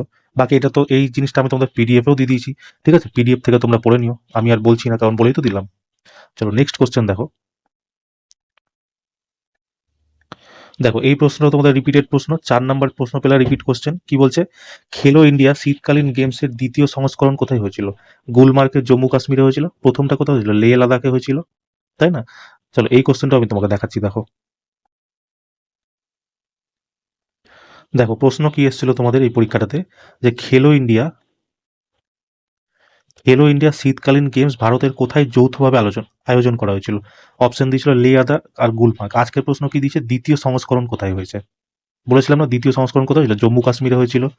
সেখানে কি মানে গুলমার্গে কি হয়েছিল, snow boarding, skiing, alpine skiing, এগুলো হয়েছিল। মাস্কট কি ছিল? সিনেসে, মানে কি একটি রাজকীয় তুষার চিতাবাঘ। এটা মানে মেন কি ছিল, যে হিমালয়ান বন্য প্রাণীদের সংরক্ষণের বার্তা সবাই মানে বহন করা আর কি। ঠিক আছে, পঞ্চম সংস্করণ 2025 ফেব্রুয়ারিতে অনুষ্ঠিত হয়েছিল। ঠিক আছে, তো এগুলো পয়েন্ট আমি তোমাকে বলে দিয়েছিলাম। কেমন? চলো নেক্সট কোশ্চেন দেখো, যেটা তোমাদের পরীক্ষাতে এসেছিল। দেখো কি বলছে, এক দেশ এক নির্বাচন, মানে ওয়ান নেশন ওয়ান ইলেকশন এর উপর গঠিত উচ্চ স্তরের কমিটির চেয়ারম্যান কে ছিলেন? এটা ছিলেন ভারতের প্রাক্তন রাষ্ট্রপতি রামনাথ কোবিন্দ। ঠিক আছে, 2023 সালের নভেম্বর মাসে মানে এই সভাপতিত্বের চেয়ারম্যান ছিলেন। ঠিক আছে, অপশন নাম্বার কি? রামনাথ কোবিন্দ। যারা তোমরা তোমরা করে এসছো তারা তো তোমাদের একদম ঠিক আছে। দেখো এই কোশ্চেনগুলো পারবে না, এগুলো তো হট টপিক ছিল, এই যখন হয়েছিল তখন খুব চর্চায় ছিল। এগুলো তো তোমাদের পারার কথা না। মানে আমি ধরো তোমাকে বলছি কত, দেখো 2টা থেকে 3টা কোশ্চেন আমি তোমাকে বলছি, তুমি কমন পাবা। আর এরকম টাইপের প্রশ্ন তুমি 1-2টা পেয়েই যাবা, মানে তোমার তিনটা পাচ্ছে তো 4-5 নাম্বার তোমার দেখো ইজিলি হয়ে যাবে। শুধু একটু মাথা ঠান্ডা রেখে একটু কোশ্চেনগুলো পড়বা, দেখবা তুমি ঠিক না ঠিক পেয়ে যাবা। অত মানে তাড়াহুড়া করবা কি না, পাচ্ছি না, হচ্ছে না, মাথা খারাপ হয়ে যাবে। একটু শান্তভাবে পড়বা, একটু সময় নিয়ে পড়বা, দেখো তোমার একদম তোমার পরীক্ষা খুবই ভালো হবে। চলো নেক্সট কোশ্চেন দেখো, যেটা তোমাদের পরীক্ষাতে এসেছিল। দেখো কি বলছে, 2025 সালের জুনে প্রকাশিত গ্লোবাল এনার্জি ট্রানজিশন ইন্ডেক্সে 2025-এ ভারতের স্থান কত? তো ভারত 118টা দেশের মধ্যে 71 নম্বর স্থানে আছে। ঠিক আছে, 2024 সালে কত ছিল? 63। আর ভারতের স্কোর যদি বলে, টোটাল ওভারঅল স্কোর হচ্ছে 53.3। ঠিক আছে, যেখানে সিস্টেম পারফরমেন্সের জন্য ভারত পেয়েছে 60.4 এবং ট্রানজিশন রেডিনেসের জন্য পেয়েছে 42.7। ঠিক আছে, আচ্ছা এখান থেকে তোমাকে যদি জিজ্ঞেস করে যে 1 নম্বরে কি আছে, 1 নম্বরে তোমরা মনে রাখবে সুইডেন। ঠিক আছে, 1 নম্বরে সুইডেন। 2 নম্বরে আছে ফিনল্যান্ড, ফিনল্যান্ড। 3 নম্বরে আছে তোমার ডেনমার্ক। ঠিক আছে, 3 নম্বরে আছে ডেনমার্ক, ডেনমার্ক। 4 নম্বরে আছে তোমার নরওয়ে। নরওয়ে, ঠিক আছে। আর 5 নম্বরে আছে সুইজারল্যান্ড। 5 নাম্বার পর্যন্ত তোমার জীবনে যাবে না, হয়তো ফার্স্ট সেকেন্ড জিজ্ঞেস করতে পারে, খুব যদি টাফ করলে তো তোমার সেকেন্ড জিজ্ঞেস করতে, থার্ড জিজ্ঞেস করতে পারে। তো আমি তোমাকে এক্সট্রা দুটো বললাম, বাই চান্স যদি তোমার কপাল যদি আমার মোটা কালি দিয়ে লেখাই থাকে তাহলে তার কিছু করার নাই না। তো তুমি 5টা মনে রেখো, কেমন? চলো নেক্সট কোশ্চেন দেখো, যেটা তোমাদের পরীক্ষাতে এসেছিল। দেখো কি বলছে, জিঙ্ক অক্সাইডের পারমাণবিক ভর কত? এখানে কি জিঙ্ক আর অক্সিজেনের তুমি বের করে দাও। জিনের পারমাণবিক ভর হচ্ছে 65.38, আর অক্সিজেনের কত হয় 16। তো যোগ করো, 38 তো চলে এলো দশমিকের পর। 16, 5, 6, 11 এক, হাতে থাকলো এক, 6 একে 6, একে 6 একে 7 আর একে 8, 81.38। যারা তোমরা করে এসছো একদম তোমাদের সঠিক নাম্বার আছে, ঠিক আছে, কোনো চাপ নিও না। চলো নেক্সট কোশ্চেন দেখো, যেটা তোমাদের পরীক্ষাতে এসেছিল। দেখো বলছে কি, উদ্ভিদের কোন অংশ উদ্ভিদ বংশ বিস্তারে ব্যবহৃত হয়? তিনটাই ব্যবহৃত হয়, মূল কাণ্ড, মূল কাণ্ড আর পাতা তিনটাই ব্যবহৃত হয়, কেমন? চলো নেক্সট কোশ্চেন দেখো, যেটা তোমাদের পরীক্ষাতে এসেছিল। দেখো কি বলছে, 2024 সালের অক্টোবরে অনুষ্ঠিত 70তম জাতীয় চলচ্চিত্র পুরস্কার অনুষ্ঠানে কাকে মর্যাদাপূর্ণভাবে দাদা সাহেব ফালকে পুরস্কার দেওয়া হয়েছে? তো এটা দেওয়া হয়েছে মিঠুন চক্রবর্তীকে, ঠিক আছে, মনে রাখবো তোমরা, মিঠুন চক্রবর্তীকে কাকে দেওয়া হয়েছে? 2024-এ দেওয়া হয়েছে। এটা কোন সালেরটা দেওয়া হয়েছে না, 2023-এরটা, 2023-এরটা সম্ভবত 2024-এ দেওয়া হয়েছে, ঠিক আছে। খুব যদি আমি ভুল না হয় তো এটাই হবে। দেখো, দ্বিতীয় যে ওয়াহিদা রহমান, ঠিক আছে, একে 2023-এ দেওয়া হয়েছিল, 2023-এ দেওয়া হয়েছিল। আর যদি তোমাকে নেক্সট শিফটে জিজ্ঞাসা করে যে 2025-এ কাকে দেওয়া হবে, এটা হচ্ছে, এটা তো তোমার জীবনে আসবে না, ঠিক আছে। 2024 চলে এসছে, মিঠুন চক্রবর্তী, ম্যাক্সিমাম তোমার চান্স আছে 2025-এ তোমাকে দিতে পারে। তো মনে রাখবা, মোহনলাল, মোহনলাল, এটা হচ্ছে মালায়ালাম দৃশ্যম, তোমরা সিনেমাটা দেখেছো, দৃশ্যম সিনেমার হিরো, যে হিরোটা ছিল তাকে, ঠিক আছে, ওর নাম হচ্ছে মোহনলাল। ওকে হচ্ছে 2025-এ দেওয়া হবে, কেমন? চলো নেক্সট কোশ্চেন দেখো, মনে রাখবা এটা, এটা কিন্তু আমার মনে হচ্ছে খুব গাট ফিলিংস আছে আমার, যে মোহনলাল তোমাদের নেক্সট কোনো না কোনো শিফটে এই প্রশ্নটা আসবে। চলো নেক্সট কোশ্চেন দেখো, যেটা তোমাদের পরীক্ষাতে এসেছিল। দেখো বলছে কি, 2025 সালের আগস্টে ভারত কোন স্থানে প্রথম কৃত্রিম বুদ্ধিমত্তা মানে এআই চালিত অঙ্গনওয়াড়ি চালু করে, যা প্রাথমিক শৈশবে শিক্ষার ক্ষেত্রে একটি বড় অগ্রগতির চিহ্ন? এটা মনে রাখবা তোমরা, নাগপুরে, পুনে মহারাষ্ট্র, ঠিক আছে, নাগপুরে। তো কি বলে, 2025 সালের আগস্টে ভারতের মহারাষ্ট্রের নাগপুর জেলার বন্ধমানা গ্রামে প্রথম এআই চালিত অঙ্গনওয়াড়ি চালু করা হয়েছে, ঠিক আছে, এটা তোমরা মনে রাখবা। চলো নেক্সট কোশ্চেন দেখো, যেটা তোমাদের পরীক্ষাতে এসেছিল। দেখো এই একটা ফ্রি নাম্বার তোমার কারেন্ট অ্যাফেয়ার্সে দিয়ে যাবে, যে পাম্বান সেতুটি কোন ধরনের সেতু? উলম্ব উত্তোলন সেতু, ঠিক আছে, ভার্টিক্যাল লিফট যেটাকে বলে। কিন্তু এটা কবে হয়েছিল? 6 এপ্রিল 2025 তারিখে। কোন রাজ্য? তামিলনাড়ুতে, রামেশ্বরমে, ঠিক আছে। নবনির্মিত এই সেতুটি উদ্বোধন করেন কে? প্রধানমন্ত্রী নরেন্দ্র মোদী। তোমাকে হয়তো নেক্সট ইসে দিতে পারে যে কবে এটা উদ্বোধন করেছিল, কে ঝান্ডা দেখিয়েছিল, এটাও আসতে পারে যে প্রধানমন্ত্রী নরেন্দ্র মোদী। আর এটা তো চলেই এসছে, ভার্টিক্যাল লিফট চলেই এসছে, তাই না? তো এই কটা পয়েন্ট তোমরা মনে রেখো। চলো নেক্সট কোশ্চেন দেখো, যেটা তোমাদের পরীক্ষাতে এসেছিল। দেখো কি বলছে, নারী এবং শিশুদের নিরাপত্তা ও মর্যাদা নিশ্চিত করার জন্য 2025 সালের মার্চ মাসে পাঞ্জাব সরকার যে প্রকল্পটি চালু করেছিল তার নাম কি? প্রকল্প হেফাজত, ঠিক আছে, এটা মনে রেখো। কবে করেছিল? 7 মার্চ 2025-এ। যদি কি বলে কে করেছিল, সেখানকার উন্নয়ন মন্ত্রী বলজিৎ কৌর, ঠিক আছে, চালু করেছিল। আর কবে করেছিল? নারী দিবসের দিন, নারী দিবসের প্রাককালে প্রজেক্ট হেফাজত চালু করা হয়েছিল, কেমন? এই এই কিছু কিছু পয়েন্ট তোমরা মনে রেখো, যদি চলে আসে তো কপাল ভালো। চলো নেক্সট কোশ্চেন দেখো, যেটা তোমাদের পরীক্ষাতে এসেছিল। দেখো বলছে কি, যখন দুই বা ততোধিক রোধকে ধারাবাহিকভাবে সংযুক্ত করা হয় তখন সার্কিটের সমতুল্য রোধ কি হয়? বৃদ্ধি পায়। ধরো 1 ওহম আছে, 2 ওহম আছে, 3 ওহম আছে, যদি যুক্ত করা হলো তাহলে কি হলো? 3, 2, 5 একে 6 বৃদ্ধি পেলো। কিন্তু সমান্তর ক্রমে এটা কমে যায়। সমান্তর ক্রমে ধরো একটা আছে 2, একটা আছে 4, তো এটাকে যদি তুমি করো, দেখো 1-এর 2 প্লাস 1-এর 4, এটাই হবে 4-একে 4, 2-একে 2, মানে কত হলো? 6/8। এই 6/8 কি এই 2-এর থেকেও কম, 4-এর থেকেও কম। এই যে সমান্তর ক্রমকে কি বলে, মানে কি বলে যেন, সমতুল্য নিম্ন প্রতিরোধ, ঠিক আছে। মানে কি যখন সমান্তরাল ভাবে দিবে তখন কি হবে? কমে যাবে। এই পয়েন্টটা তোমরা মনে রাখবা। মানে এই শিফটে ধরো তোমার এটা চলেই আসছে, পরের শিফটে এটা আসতেই পারে, কারণ রেলের তো তুমি সিস্টেম বুঝতেই পারছো, যে টপিক ওরা ধরে নিবে সেই টপিক থেকে একদম যতক্ষণ না যান বের করবে চলতেই থাকবে ওটার। চলো নেক্সট কোশ্চেন দেখো, যেটা তোমাদের পরীক্ষাতে এসেছিল। দেখো বলছে কি, একটি সার্কিটের বৈদ্যুতিক প্রবাহকে দ্বিগুণ করা হলো এবং রোধকে স্থির রাখা থাকে, তাহলে উৎপাদিত বিদ্যুৎ তাপের কি হবে? ফর্মুলা কি জানি আমরা, H = I² R T, তাই তো। এইচ আমাকে বের করতে বলেছে, কি বলেছে, বৈদ্যুতিক প্রবাহকে দ্বিগুণ করা হলো, আই কে যদি দ্বিগুণ করা হয় তো কি হবে, 2i হয়ে যাবে তার স্কোয়ার, বাকি আর কে স্থির রাখা আছে, টি কিছু বলেনি তো আমি ধরে নিলাম 1 সেকেন্ড। ঠিক আছে, তাহলে এইচ কি হলো, এইচ সমান সমান 4i স্কোয়ার আর টি। ঠিক আছে, তো এই আই স্কোয়ার আর টির জায়গায় আমরা এইচ লিখতেই পারি, তো কি হলো 4h হয়ে গেল, এইচ সমান সমান কি 4h হলো, তো কত বৃদ্ধি পেলো, 4 বার হয়ে গেল, তাই না? আচ্ছা, এইচ এর যদি আর ফর্মুলা জিজ্ঞেস করে তো কি হবে, V square by R into T, P T, V I T. ঠিক আছে, এই তিনটাও ফর্মুলা আছে, কিন্তু এই তিনটা ফর্মুলা থেকে এখন অবধি কোনো প্রশ্ন আসেনি, মেন এটা থেকেই প্রশ্ন এসছে। কতবার এসছে তোমরা তো তোমাদের এটা মনে হয় না যে সায়েন্স আমরা শুধু সেম জিনিস করে যাচ্ছি? এই যে আমি এতগুলো ভিডিও দিয়েছি, তোমরা যদি ভিডিওগুলো ভালো করে দেখো তোমার মনে হবে না যে সায়েন্স আলাদা কিছু আসছে, সেম যা কাল হয়তো কালকে পড়েছি আজকেও সেম জিনিস পড়ছি, বা পরশু যেটা পড়েছি সেটা আজকে আবার পড়ছি। সায়েন্সের কিন্তু কোনো কিছু ব্যাপার নেই। চলো নেক্সট কোশ্চেন দেখো। দেখো কি বলছে, নিচের কোন বিক্রিয়ায় দুটি যৌগ একত্রিত হয়ে একটি একক যৌগক তৈরি করে? দুটো যৌগ তৈরি হয়ে একক যৌগ তৈরি করছে না, এটা তো তৈরি করছে না। সিএও সিও2 দিয়ে সিও সিও3, H2O2 দিয়ে H2, এই দুটোর মধ্যে কনফিউশন হতে পারে, কিন্তু এখানে কনফিউশন মিটিয়ে দেওয়ার জন্য তাও কি বলেছে, যৌগ দিয়ে তৈরি, না হাইড্রোজেন যৌগ না অক্সিজেন যৌগ, এই দুটো কি মৌল, এলিমেন্ট এরা, তাই না? তো যৌগ কি হয়ে যাবে, সিএও প্লাস সিও2 নিয়ে সিএসিও3 তৈরি করছে, এটা হয়ে যাবে তোমার সঠিক অ্যান্সার। যারা যারা করে এসছো +1, তাই না?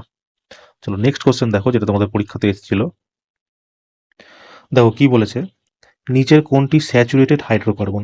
দেখো হাইড্রোকার্বনের সম্বন্ধে আমি আগের দিনের ক্লাসেও আমি তোমাকে বলেছি, আজকে আবার বলছি, হাইড্রোকার্বন দুই রকমের হয়, একটা হচ্ছে স্যাচুরেটেড, একটা হচ্ছে আনস্যাচুরেটেড। ঠিক আছে, আনস্যাচুরেটেড, আনস্যাচুরেটেড মধ্যে আবার দুটো ভাগ আছে, একটা হচ্ছে দেখো স্যাচুরেটেড কি হয়, এ হচ্ছে সিঙ্গেল বন্ড তৈরি করে, আনস্যাচুরেটেড মধ্যে দুজন আছে, একজন হচ্ছে ডবল বন্ড তৈরি করে, একজন হচ্ছে ট্রিপল বন্ড তৈরি করে। দেখো যে সিঙ্গেল বন্ড তৈরি করে সে হচ্ছে কেন, ঠিক আছে, যে ডবল বন্ড তৈরি করে সে হচ্ছে কিন, আর যে ট্রিপল বন্ড তৈরি করে সে হচ্ছে কাইন। এবার তুমি তার আগে অ্যাল লাগিয়ে দাও, সন্তৃপ্ত মানে কি বলে, স্যাচুরেটেড হাইড্রোকার্বন কি হয়, অ্যালকেন, আনস্যাচুরেটেড মধ্যে ডবল বন্ড যে বানায় সে কি হয়, অ্যালকিন, আর যে ট্রিপল বন্ড মানে সে হয় কি, অ্যালকাইন। ঠিক আছে, এই তিনটা তোমার বুঝে নিলা কি কি করতে হবে। এবার দেখো একটা যেটা মিথেন ইথেন প্রোপেনের ব্যাপারটা আছে, আমি যেভাবে মনে রেখেছি সেভাবে তোমরাও যদি পারো মনে রাখো। আমি মনে রেখেছি এইভাবে, মিথ ইথ প্রোপ বিপে, কি বললাম, মিথ ইথ প্রোপ বিপে হেক্সা হেপ অক্টে, হেক্সা হেপ অক্টে। ঠিক আছে, এবার দেখো কি করবা, মিথ ইথ প্রোপ বিপে হেক্সা হেপ অক্টে।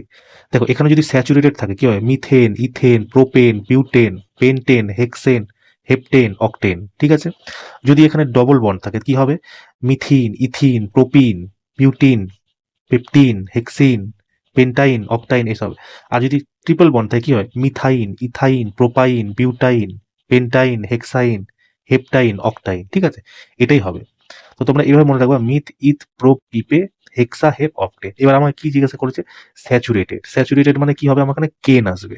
এবার দেখো কেন কোটা, এটা ইন আছে এটা হবে না, এটাও ইন আছে এটাও হবে না, এটা বেনজিন আছে এটা হবে না, সঠিক অ্যান্সার কি মিথেন। ঠিক আছে, এইভাবে তোমরা মনে রাখবা। চলো নেক্সট কোশ্চেন দেখো, যেটা তোমাদের পরীক্ষাতে এসেছিল।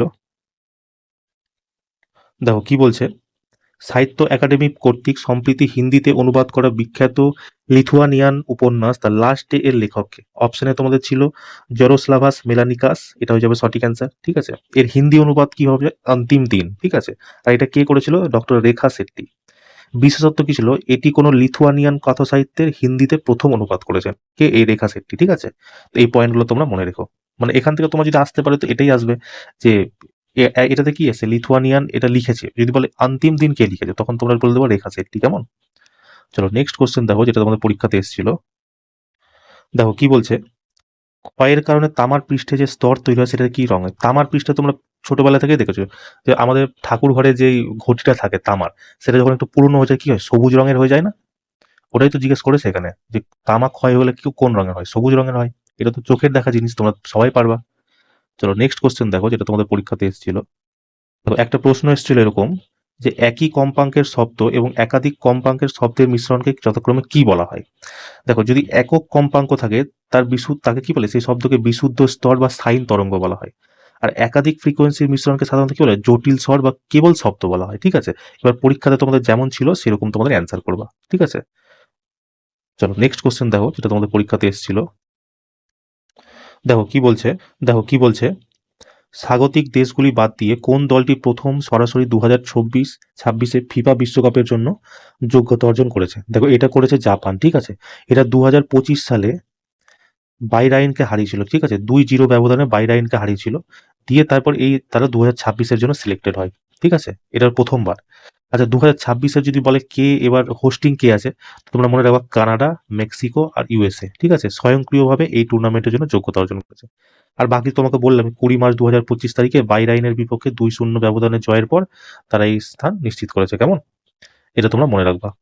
চলো নেক্সট কোশ্চেন দেখো, যেটা তোমাদের পরীক্ষাতে এসেছিল। দেখো কি বলছে, নিচের কোনটি একটি যৌগ? যৌগ কাকে বলে? যখন দুই বা তার বেশি এলিমেন্ট মিলে যখন মিশে তখন একটা যৌগের নির্মাণ হয়। দেখো মাটি কোনো এলিমেন্টের মধ্যে পড়ে না, কারণ মাটির মধ্যে সব পাওয়া যায়, মাটি তো এলিমেন্ট না। বায়ু কি গ্যাসের মিশ্রণ? পিতল কি একটা সংকর ধাতু? কিন্তু সোডিয়াম ক্লোরাইড দেখো, সোডিয়াম আর প্লাস ক্লোরিন মিলে তৈরি হচ্ছে, আর এটা দেখো এটাও একটা এলিমেন্ট, এটাও একটা এলিমেন্ট, তাই না? তো দুটো মিলে যখন তৈরি হচ্ছে তখন কি তৈরি করছে? যৌগ তৈরি করছে। আর সোডিয়াম ক্লোরাইড কি যৌগ? মানে সোডিয়াম ক্লোরাইড কি অ্যাকচুয়ালি লবণ হচ্ছে সোডিয়াম ক্লোরাইড, যে লবণ আমরা খাই সেটাই সোডিয়াম ক্লোরাইড, তাই না? চলো নেক্সট কোশ্চেন দেখো, যেটা তোমাদের পরীক্ষাতে এসেছিল। দেখো এটা হচ্ছে তোমাদের একটা রিপিট কোশ্চেন। কত নাম্বার রিপিট কোশ্চেন পেলা? 5 নাম্বার রিপিট কোশ্চেন পেলা। বলছে 2030-এর সাংবিধানিক সংশোধনী বিলটি কি ছিল, মানে এটা প্রশ্ন এসেছিল। তো ওটাই বলেছিলাম না, 30 দিনের মধ্যে যদি জামিন না পায়, সেটা কেউ হতে পারে, প্রধানমন্ত্রী, মুখ্যমন্ত্রী, ভারতের বা রাজ্য সরকারের যে কোনো মন্ত্রী, যদি কোনো গুরুতর অভিযোগে যদি ধরা পড়ে, তো 30 দিনের মধ্যে যদি জামিন না পান তাহলে তাকে পদ থেকে মানে বের করে দিবে। ঠিক আছে, তারপর অপরাধের ধরন কেমন হয়? 5 বছর বা তার বেশি কারাদণ্ডে দণ্ডনীয় অপরাধ হবে। 30 দিন আটক থাকার পর যদি মন্ত্রী পদত্যাগ না করেন তাহলে 31তম দিনে তার পদ স্বয়ংক্রিয়ভাবে শূন্য হয়ে যাবে, মানে এমনি এমনি এলিমিনেট হয়ে যাবে। ঠিক আছে, আর এটার সংশোধনী প্রস্তাব কোন কোন হয়েছে? 75, 164 আর 239। 75 কার জন্য? কেন্দ্রের জন্য। 164 কার জন্য? রাজ্যের জন্য। আর 239 স্পেশালি দিল্লির জন্য। ঠিক আছে, এই কোশ্চেন তো তোমার রিপিট কোশ্চেন, তোমরা যারা পুরোনো ক্লাস দেখেছো আমার, তারা তোমরা দেখতেই পাচ্ছ, তাহলে আমি তোমাকে একবার দেখিয়ে দিই। দেখো এই কোশ্চেনটা আমি তোমাকে করিয়েছিলাম 2025 সালের আগস্ট মাসে লোকসভায় কোন প্রস্তাব সংশোধনী সংবাদ সংশোধনী মানে সংবিধান সংশোধনী বিল পেশ করা হয়? 130 নাম্বার বলেছিলাম, 75 নাম্বার কেন্দ্রের, 164 রাজ্যের, 339 স্পেশালি হচ্ছে দিল্লির জন্য। 30 দিনের মধ্যে যদি মানে যে প্রমাণ করতে না পারে 31তম দিনে তার পদ চলে যাবে। এটা কে ঘোষণা করেছিল? স্বরাষ্ট্রমন্ত্রী এটার বিল এনেছিল। কত তারিখে হয়েছিল? আগস্ট মাসের 20 তারিখে এই বিল পেশ হয়েছিল।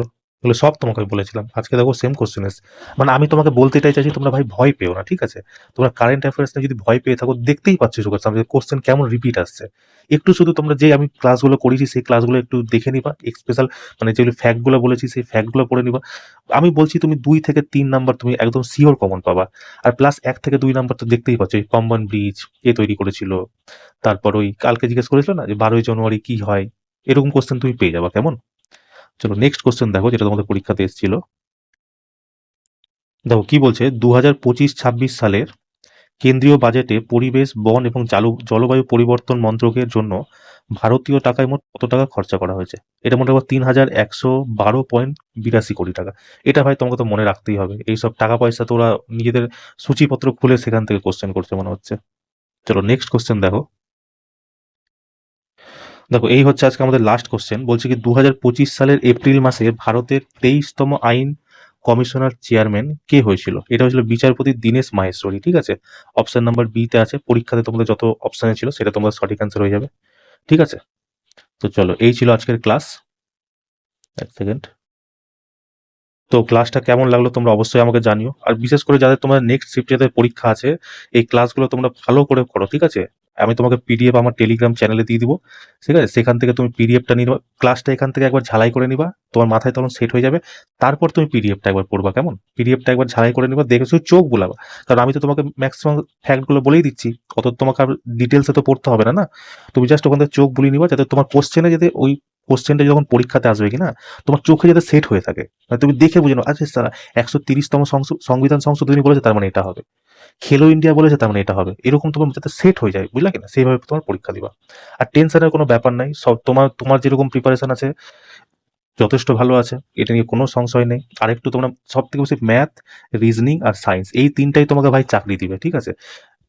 হচ্ছে তোমার কারেন্ট অ্যাফেয়ার্স হচ্ছে তোমার ডিসাইডিং ফ্যাক্টর, কিন্তু কারেন্ট অ্যাফেয়ার্স সবার খারাপ যাচ্ছে, শুধু একমাত্র তুমি না যে তোমার খারাপ যাবে।